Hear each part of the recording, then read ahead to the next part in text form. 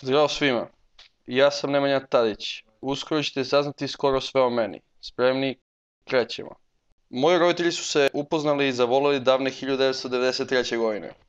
Iz njihove ljubavi rodio sam se ja, 1995. Bio sam bučna i nemirna beba. Veliki deo detinjstva proveo sam u školskom dvorištu igrajući se sa vršnjacima raznoraznih igara. Taj deo života bio je lep i bezbrižan. Ali moja priča se ipak razlikuje od većine ostalih. Još kao malom, lekari su mi pronašli tumor na nozi. Tada je usledio težak period za mene i moju porodicu. Morali su da mi odstrane levu nogu kako bi me spasili. Detinjstvo se nastavilo, drugovi su bili uz mene. Gotovo da nije bilo razlike, krenuo sam redovno u školu. Iako okružen drugovima, ponekad sam bio veoma usamljen. Posebno kada ih gledam kako trče, igraju fudbal ili košarku. Pokušavao sam da se uključim, ali nije išlo. Tada je meni bilo zagarantovano mesto na tribinama. Ah, da. Išao sam redovno na kontrole i zdravlje mi je bilo u redu. Lekari su konstatovali da sam izlečen.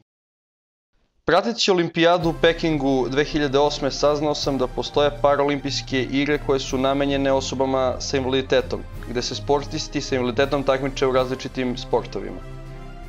2 godine nakon toga u mom gradu je formiran plivački klub za osobe sa invaliditetom, Delfin.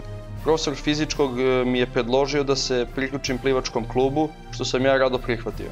U klubu sam upoznao mnogi ljude od kojih sam naučio puno lekcija, kako o plivanju, tako i o životu. Vredno sam trenirao i počeo sa takmičenja da donosim gomile medalja. Postao sam brži u vodi nego na kopnu, bez šale, ja sam državni prvak na 50 i viceprvak na 100 metara slobodnim stilom.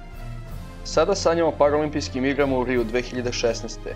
Naporno radim i treniram da ostvarim svoj san. Nažalost, teretane u Nišu nisu prilagođene osobama sa invaliditetom. Česte su arhitektonske prepreke i sprave koje nisu dizajnirane za sve korisnike.